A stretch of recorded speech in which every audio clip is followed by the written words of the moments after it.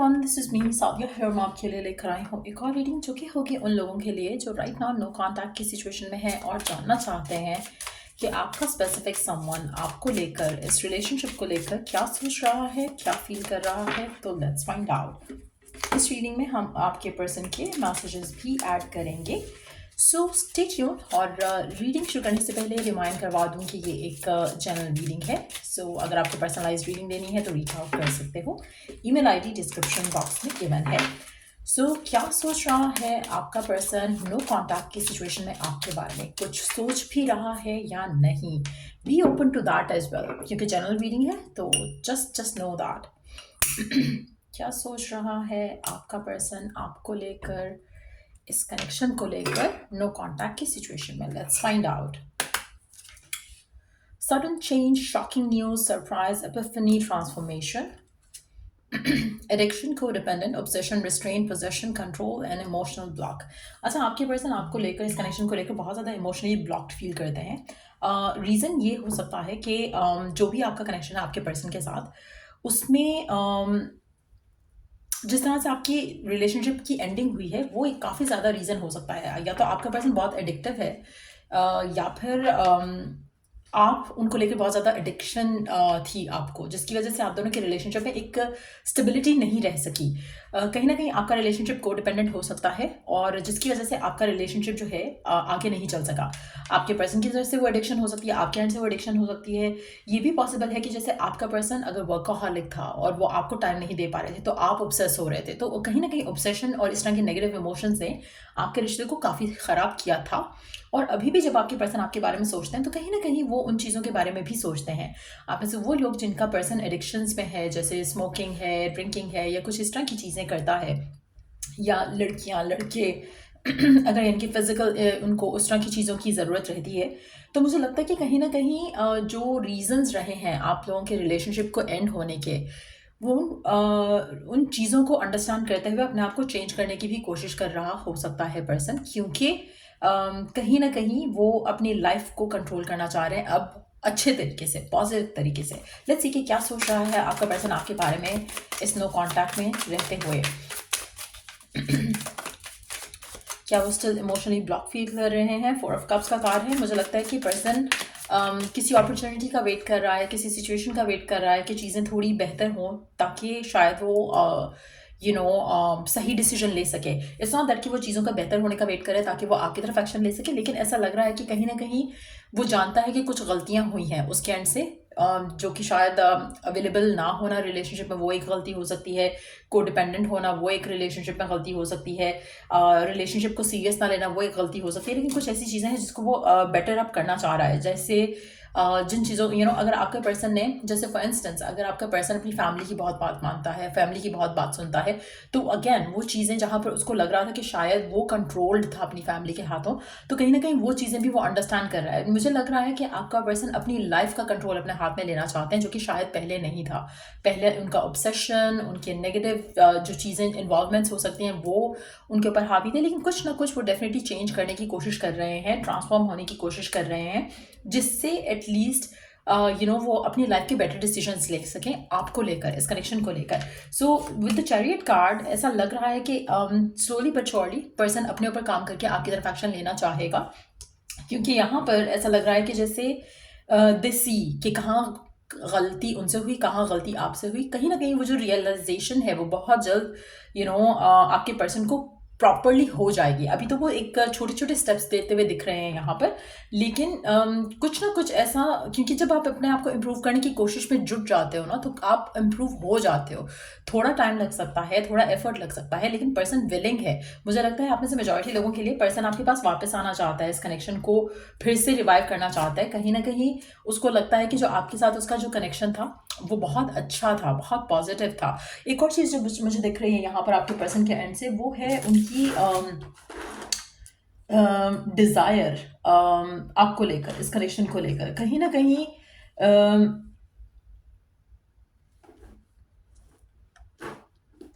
आपका पर्सन बहुत ज़्यादा सेल्फ डिफेंसिव भी रहा हो सकता है इस कनेक्शन में कि नहीं मैंने तो ये नहीं किया, तुम्हें ऐसा समझ आया, तुमने ये किया, हर चीज़ में वो अपने आप को डिफेंडिंग उसमें ले आता था, या आपको विक्टिम विक्टिम प्ले करने लग जाता था। ऐसा हो सकता है आप में से कुछ लोगों के लिए, लेकिन अगेन मुझे लग रहा है कि कहीं ना कहीं अब वो इस चीज़ से निकल कर, इस कंपटीशन से निकल कर कि उसने आपके साथ फाइट करना है कि नहीं करना, या आपके साथ अपने अपने आप को डिफेंड करना है कि नहीं करना, वो इस रिश्ते को डिफेंड करने के बारे में सोच रहा है। सो अगर आपका जो पर्सन है जिसके साथ आपकी नो कांटेक्ट चल रहा है राइट ना, अगर तो ये आपका हस्बैंड वाइफ है तो भी आपका पर्सन आपको डिफेंड करेगा, इस कनेक्शन को डिफेंड करेगा, अपने लिए भी और अपने आसपास के लोगों के लिए भी। तो मुझे लग रहा है कि एक पॉजिटिव चेंज जो है वो डेफिनेटली आ रहा है। अनएक्सपेक्टेड चेंज है, जिस तरह से अनएक्सपेक्टेड चेंज हो सकता है, जो एंडिंग थी वो भी एक अनएक्सपेक्टेड चेंज था, लेकिन लोगों का इन्फ्लुएंस यहाँ पे काफ़ी ज़्यादा दिख रहा है। But the good news is कि अब वो जो लोगों का इन्फ्लुएंस रहा है इस कनेक्शन के ऊपर इन अ नेगेटिव वे, वो इन्फ्लुएंस नहीं रहेगा। सो पर्सन आपकी तरफ एक्शन तो मैं नहीं कहूँगी, लेकिन अपने आप को बेटर अप करने की कोशिश कर रहा है ताकि वो आपके साथ जो रिश्ता है उसको पॉजिटिवली आगे लेकर जा सके। लेट्स सी कि और क्या सोच रहा है आपका पर्सन आपके बारे में, इस कनेक्शन के बारे में। और क्या सोच रहा है आपका पर्सन आपके बारे में, इस कनेक्शन के बारे में। क्या सोच रहा है आपका पर्सन आपके बारे में, इस कनेक्शन के बारे में। क्या सोच रहा है आपका पर्सन आपके बारे में, इस कनेक्शन के बारे में। Past life relationship, you have known each other before. Definitely आपका पर्सन, उसको लगता है कि आपके साथ जो उसका रिश्ता है ना, it's from the past life, बहुत ज़्यादा स्ट्रांग है, बहुत ज़्यादा अटैचमेंट है, बहुत ज़्यादा इसमें पैशन है, एक need to be with each other जो है वो काफ़ी स्ट्रांग दिख रही है। इस वजह से मुझे लगता है कि इवन नाउ जब आप लोगों का कांटेक्ट नहीं है, पर्सन को कहीं ना कहीं फील होता है कि आपके साथ जो रिश्ता है वो डिफरेंट और स्पेशल ही है।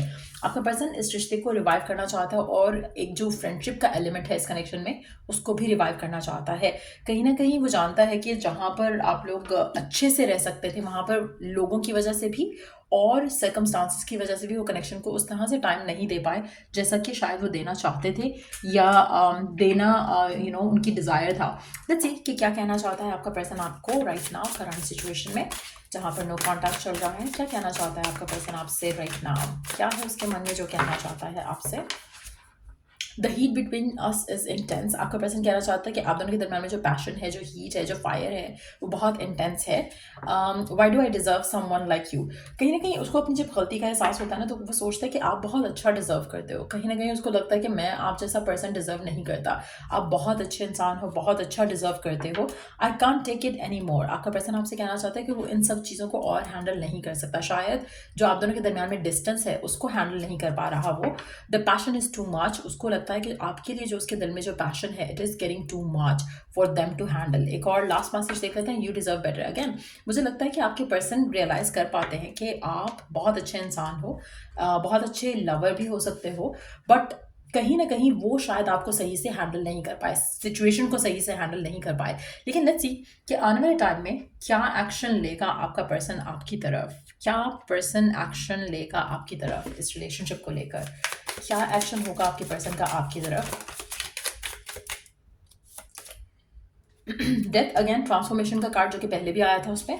सो डेफिनेटली एक सब कुछ बदलेगा, सब कुछ चेंज होगा। जो चीज़ें हो चुकी हैं शायद उसको उसमें से निकलने की कोशिश की जाएगी, बड़े चेंजेस लाने की कोशिश की जाएगी, ताकि आप दोनों पास्ट को भुलाकर एक नया एक्शन लेते हुए नई सिचुएशन डेवलप करो, ताकि जो पास्ट में हो चुका है वो रिपीट नहीं हो आप दोनों के दरम्यान में। 6 ऑफ पेंटिकल्स एक बैलेंस कनेक्शन लेकर चलना चाहेगा आपके साथ, कोशिश करेगा कि वो अपना एफर्ट डाले और आप अपना एफर्ट डालो, कहीं ना कहीं म्यूचुअली इस कनेक्शन को आगे लेकर जाया जाए। 2 ऑफ कप्स का कार्ड, डेफिनेटली पर्सन की इंटेंशन बहुत प्योर है, बहुत स्वीट है इस कनेक्शन को लेकर। डेफिनेटली वो इस रिलेशनशिप में चाहते हैं कि सिचुएशन जो है वो अच्छी हो आप दोनों के दरम्यान में, और ये रिश्ता जो है स्टेबिलिटी के साथ आगे बढ़े, जहाँ पर बैलेंस रहे, एक म्यूचुअल अंडरस्टैंडिंग रहे, म्यूचुअल लव रहे, म्यूचुअल रिस्पेक्ट रहे, दोनों की बात मानी जाए, कभी आपकी कभी उसकी। तो कहीं ना कहीं वो एक इंटेंशन ज़रूर है, वो आपकी तरफ एक्शन लेना चाहता है, रिश्ते को आगे लेकर जाना चाहता है, कमिटमेंट देना चाहता है।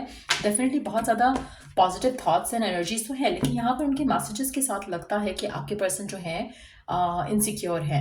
चाहे आपको ऐसा दिखाते हैं या नहीं दिखाते, हो सकता है आपको दिखाते हो कि बहुत ही कॉन्फिडेंट पर्सन है, बट डीप डाउन उनकी इनसिक्योरिटीज झलक रही है उनके मैसेजेस के साथ। बट यस, आपकी रिलेशनशिप को लेकर बहुत पॉजिटिव सोचते हैं। तो डेफिनेटली आप दोनों का पैचअप होने के चांसेस काफ़ी ज़्यादा स्ट्रांग दिख रहे हैं। अभी मुझे लगता है कि आपको थोड़ा पेशेंट रहना पड़ेगा। अगर हम कार्ड्स निकालें कि कितने दिन तक पर्सन रीच आउट कर सकता है, कितने टाइम लग सकता है पर्सन को आपको कांटेक्ट करने के लिए, लेट्स फाइंड आउट कितना टाइम लग सकता है, कितना टाइम लग सकता है। 9 दिन लग सकते हैं आपके पर्सन को आपको रीच आउट करने के लिए। 9th ऑफ अ मंथ भी सिग्निफिकेंट हो सकता है। जैसे अगला महीना शुरू होने वाला है तो 9th ऑफ दैट महीना कुड बी सिग्निफिकेंट, वो भी एक इंपॉर्टेंट डेट हो सकती है। बट यस, मुझे लगता है कि 10 दिन 9 दिन लगेंगे आपके पर्सन को आपको रीच आउट करने में, लेकिन बात होगी आपकी आपके पर्सन से, क्योंकि जिस तरह से ये चाहता है कि आप दोनों का रिलेशनशिप रिवाइव हो, ये डेफिनेटली एफर्ट करेगा रिकन्सिलिएशन के लिए, बात करने के लिए, कम्युनिकेट करने के लिए। और अगर आप दोनों के दरमियान में फैमिलीज़ की वजह से कोई इशू हुआ था तो उनको भी रिजॉल्व करने की पूरी कोशिश करेगा। सो ये रीडिंग आप लोगों की, अगर आपको रीडिंग से हेल्प मिला है, गाइडेंस मिला है, तो लाइक शेयर सब्सक्राइब ज़रूर किया करो।